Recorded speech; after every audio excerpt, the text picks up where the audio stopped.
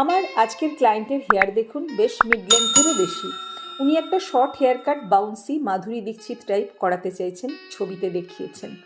দেখুন ওনার hair cut ডান, ওনার কথা মতন শর্ট বাউন্সি একটা হেয়ার কাট করে দিয়েছি। এখন যেটাকে বাটারফ্লাই কাট বলা হয় সেটা কিন্তু অনেকটাই এই ধরনের।